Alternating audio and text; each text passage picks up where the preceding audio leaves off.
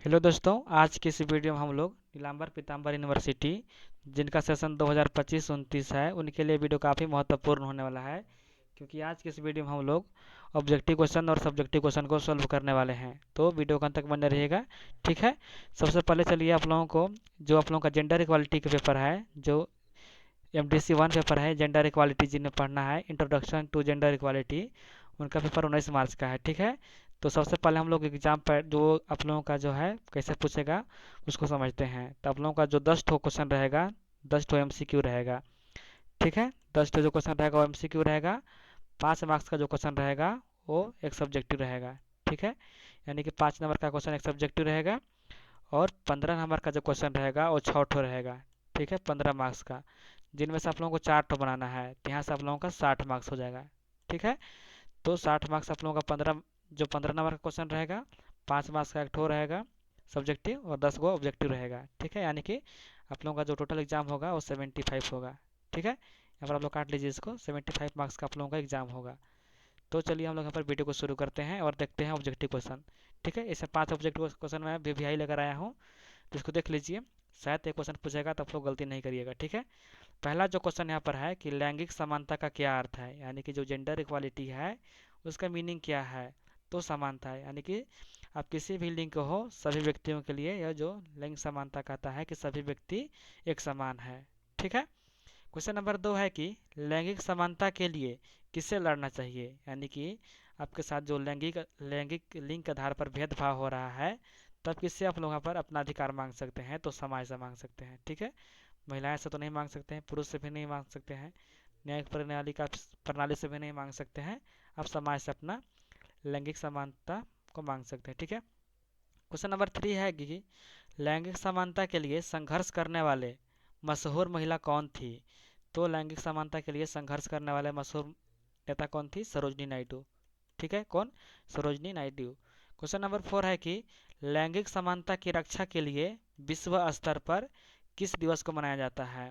तो जो आप लोग जो होता है लैंगिक समानता को किस दिवस मनाते हैं हम लोग, किस दिन को, 8 मार्च को, जिसको हम लोग महिला दिवस के नाम से भी जानते हैं। ठीक है।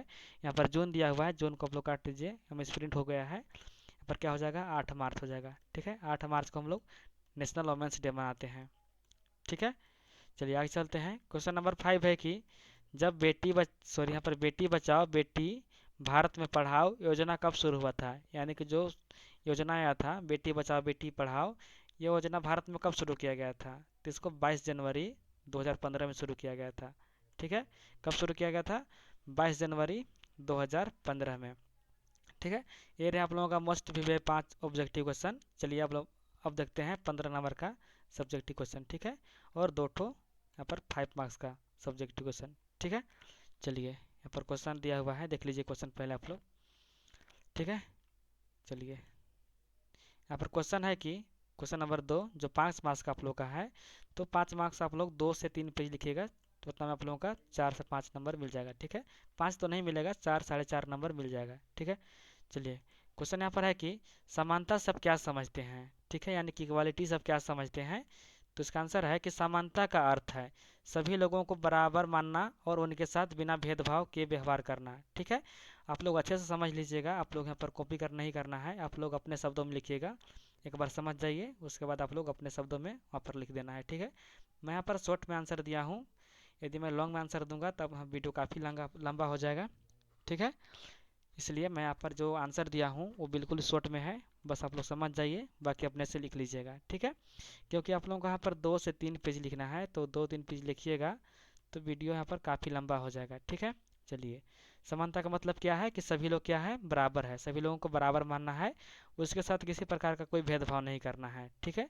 सभी के साथ समानता का यहाँ पर व्यवहार लाना है।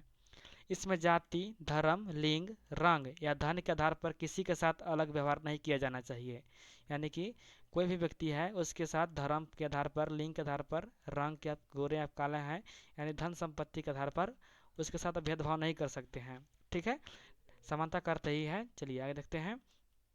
समानता का मतलब है कि हर व्यक्ति को समान अधिकार और अवसर मिले, इससे समाज में न्याय और शांति बनी रहती है। ठीक है, यानी कि कहने का मतलब है कि समानता का मतलब है कि सभी लोग समान है। आप किसी भी धर्म के हो, किसी भी लिंग का हो, कोई भी कलर आपका है, कोई भी रंग है, आप चाहे गोरे हैं चाहे काले हैं, ठीक है, आपके पास धन है या नहीं, सभी लोग क्या है, कानून के नज़र में सभी लोग समान है। ठीक है, चलिए आगे चलते हैं। क्वेश्चन नंबर 2 है, ये भी 5 मार्क्स का है कि घरेलू हिंसा सॉरी समाज में घरेलू हिंसा पर निबंध लिखें। यानी कि कह देगा कि आप घरेलू हिंसा पर निबंध लिखिए, घरेलू हिंसा सब क्या समझते हैं। ठीक है, तो घरेलू हिंसा आज के समाज की एक बड़ी समस्या है। इसका मतलब है घर के अंदर किसी भी व्यक्ति, खासकर महिलाओं और बच्चों के साथ मारपीट, गाली गलौज या मानसिक रूप से परेशान करना। यह समस्या हर तरीके से परिवार में देखने को मिलती है। यानी कि आप घर के जो चार दीवारी के अंदर प्रतिदिन होता है, लड़ाई झगड़ा, मारपीट, गाली गलौज होता है, उसी को घरेलू हिंसा कहते हैं। ठीक है, घरेलू हिंसा का मुख्य कारण है अशिक्षा, नशा, गुस्सा और गलत सोच होते हैं।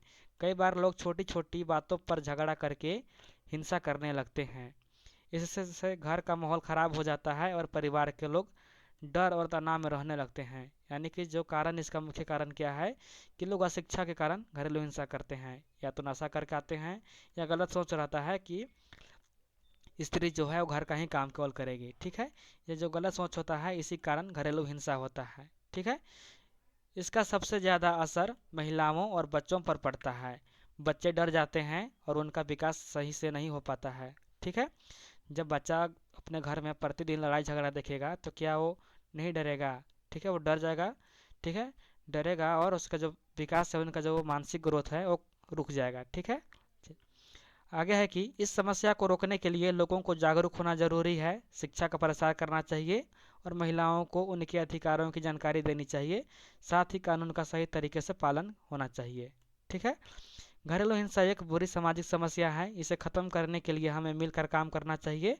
हर व्यक्ति के साथ सम्मान और यहाँ पर प्यार से व्यवहार करना चाहिए। ठीक है, जब भी आप 5 नंबर या 15 मार्क्स का जो क्वेश्चन लिखेंगे तो लास्ट में आप लोग यहाँ पर निष्कर्ष लिख दीजिएगा। ठीक है, निष्कर्ष लिखेंगे तो आप लोगों का एग्जामिनर पर अच्छा इम्पैक्ट पड़ता है और एग्जामिनर आप लोगों को अच्छा नंबर देता है। ठीक है, तो आप लोग यहाँ पर लिख दीजिएगा कि घरेलू हिंसा किसे कहते हैं, घरेलू हिंसा का प्रकार लिख दीजिएगा कि महिलाएं पर, बच्चे पर होता है। ठीक है, और आप लोग लिख दीजिएगा कि घरेलू हिंसा क्यों होता है, घरेलू हिंसा को कैसे रोका जाए। ठीक है, और आप लोग यहाँ पर निष्कर्ष लिख दीजिएगा। बस आप लोग इतना पर पॉइंट डाल डाल के आप लोग यहाँ पर लिख सकते हैं। ठीक है, चलिए आगे चलते हैं। क्वेश्चन नंबर 3 है कि भारत में दहेज प्रथा रोकथाम अधिनियम 1961 के प्रावधानों को लिखें। ठीक है, ये 15 मार्क्स का क्वेश्चन है। अब जो क्वेश्चन रहेगा 15 मार्क्स का रहेगा। ठीक है, क्या है, दहेज प्रथा रोकथाम अधिनियम 1961 में कौन सा प्रथा आया था, सॉरी कौन सा अधिनियम आया था? तो दहेज लेना और देना अपराध है।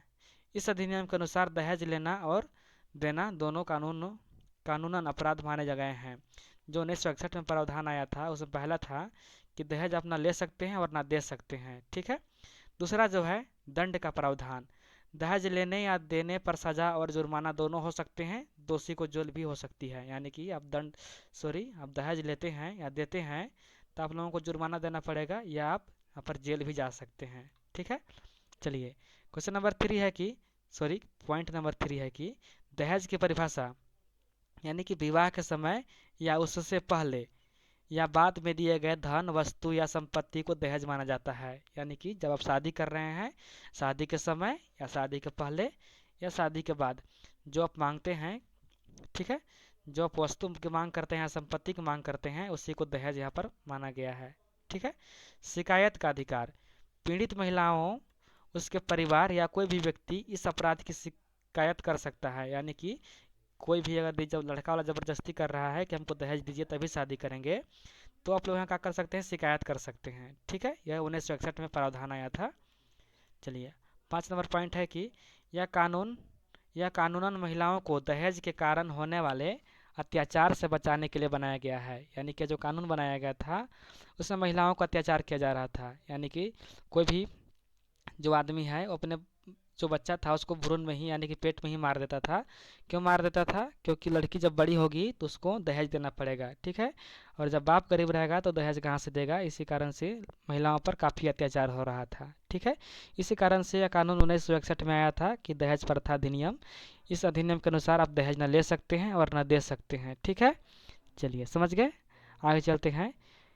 निष्कर्ष है कि इस प्रकार दहेज प्रथा रोकथाम अधिनियम 1961 महिलाओं की सुरक्षा और समाज में दहेज जैसी बुराइयों को ख़त्म करने के लिए बहुत महत्वपूर्ण कानून बनाया गया था। यानी कि निष्कर्ष में कहे तो यह जो कानून बनाया गया था उससे बनाया गया था कि महिलाओं को सुरक्षा प्रदान करने के लिए, ठीक है, यानी कि समाज में दहेज को बंद करने के लिए, दहेज बंद करने के लिए यहाँ पर क्या चलाया गया था, एक यहाँ पर अधिनियम लाया गया था। ठीक है, चलिए आगे चलते हैं।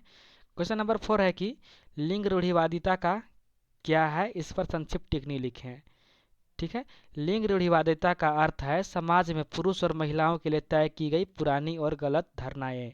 यानी कि समाज में कह दिया जाता है कि जो महिलाएं होती है वो घर का काम करेगी और जो पुरुष होता है वो बाहर का काम करेगा। ठीक है, और कहते हैं कि जो महिलाएं होती है वो नरम दिल की होती है, वो किसी भी बात में रो जाती है, और जबकि कहा जाता है कि जो पुरुष होता है वो कठोर दिल का होता है, वो कभी रोता नहीं है। इस प्रकार के जो समाज में क्या है, गलत धारणाएं हैं, ये जो पुरानी बातें हैं उसी को हम लोग लिंग रूढ़िवादिता कहते हैं। यानी कि जो प्राचीन परंपरा चली आ रही है जिसमें कहा जाता है कि पुरुष जो है वो बाहर का ही काम करेगा, यानी कि कई प्रकार के कहा जाता है कि पुरुष कठोर दिल का होता है, वो बाहर का काम करेगा, इसी को यहाँ पर लिंग रूढ़िवादिता कहा गया है। ठीक है, इसमें यह माना जाता है कि कुछ काम केवल पुरुषों के लिए होते हैं और कुछ केवल महिलाओं के लिए होते हैं। जैसे यह सोचना कि पुरुष बाहर का काम करे और महिलाएं केवल घर का काम करें, लिंग रूढ़िवादिता है। ठीक है, समझ गए। यानी कि कह दिया जाता है कि जो पुरुष है वो पुरुष केवल बाहर का ही काम करेगा और स्त्री जो महिलाएं जो होती है वो केवल घर का काम करेगी। ठीक है, इस तरह की सोच से समाज में भेदभाव बढ़ता है और महिलाओं को बराबरी के अवसर नहीं मिलते हैं। इसलिए इस रूढ़िवादिता को समाप्त करना आवश्यक है ताकि सभी को समान अधिकार और अवसर मिल सके। समझ गए। चलिए क्वेश्चन नंबर 5 है कि भेदभाव से आप क्या समझते हैं, इसके कारण एवं निराकरण पर प्रकाश डालें। यानी कि भेदभाव के क्या कारण है और इसको कैसे रोक सकते हैं, यानी कि भेदभाव को कैसे रोक सकते हैं उस पर यहाँ प्रकाश डालना है। ठीक है, चलिए देखते हैं। भेदभाव का अर्थ है कि किसी भी व्यक्ति के साथ जाति, धर्म, लिंग, रंग या धन के आधार पर अलग और गलत व्यवहार करना। ठीक है, यानी कि कोई भी व्यक्ति है, आप उसके साथ जाति, धर्म, लिंग या रंग के आधार पर किसी भी प्रकार का वहाँ पर भेदभाव करते हैं, उसके साथ किसी भी प्रकार का वहाँ पर गलत काम करते हैं। ठीक है, यानी कि समाज में उसको महत्व नहीं मिलता है, उसी को हम लोग भेदभाव कहते हैं। ठीक है, यानी कि कोई भी व्यक्ति है उसके साथ किसी भी प्रकार का भेदभाव करना, जाति के आधार पर, धर्म के आधार पर, ठीक है, उसी को यहाँ पर भेदभाव कहा गया है।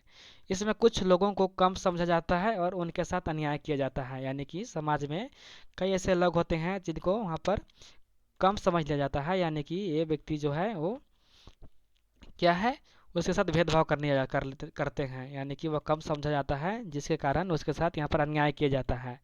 ठीक है, भेदभाव के क्या कारण हो सकते हैं, तो पहला जो कारण है वो अशिक्षा है। ठीक है, अशिक्षा और जागरूकता की कमी। ठीक है, पुरानी रूढ़िवादी सोच, आर्थिक समानता और जाति और धर्म के आधार पर भेदभाव। यानी कि जो अशिक्षा है, अशिक्षा के कारण भेदभाव किया जाता है।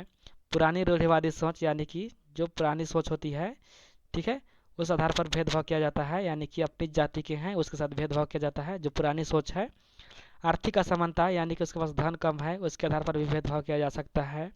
जाति और धर्म के आधार पर, यानी कि अपनी जाति के हैं, ठीक है, उसके आधार पर यहाँ पर भेदभाव किया जाता है। ठीक है, चलिए देखते हैं कि भेदभाव को कैसे रोक सकते हैं, इसका उपाय देखते हैं। ठीक है, तो शिक्षा का प्रसार और जागरूकता बढ़ाना, यानी कि आप शिक्षा प्राप्त करके या प्रसार करके यहाँ पर रोक सकते हैं। ठीक है, यानी कि किसी भी व्यक्ति को एजुकेट करके उसको वहाँ पर रोका जा सकता है कि आप उसके साथ भेदभाव मत कीजिए। ठीक है, सभी, दूसरा जो पॉइंट है, ठीक है, यहाँ पर पॉइंट दिया हुआ है, दूसरा जो है कि सभी को समान अधिकार और अवसर देना। ठीक है, तीसरा जो है कानूनों की सख्ती से पालन करना, यानी कि जो भी कानून बनाया गया है, ठीक है, कानून की नज़र में क्या कहा गया है कि सभी लोग क्या है, समान है, किसी के साथ आप भेदभाव नहीं कर सकते हैं। यदि आप भेदभाव करते हैं तो आपको जुर्माना देना पड़ेगा या जेल भी जा सकते हैं। ठीक है, तो कानून का यहाँ पर क्या होना चाहिए, सख्ती से पालन होना चाहिए, यानी कि मजबूती से पालन होना चाहिए।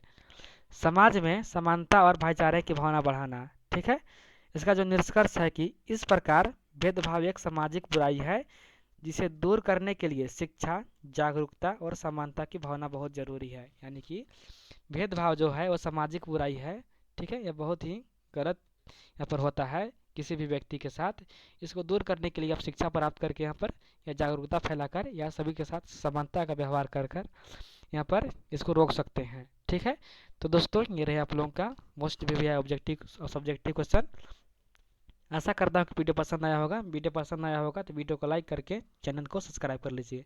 ठीक है, फिर मिलते हैं नई वीडियो के साथ, तब तक के लिए धन्यवाद। और किसी का भी क्वेश्चन चाहिए तो आप इस नंबर पर व्हाट्सअप कर सकते हैं। ठीक है, मैं यहाँ पर नंबर लिख दे रहा हूँ। ठीक है, मेरा पर माउस है, मैसेज नहीं लिख पा रहा हूँ, आप लोग पढ़ लीजिएगा। 451, ठीक है, 9301483451। ठीक है, धन्यवाद।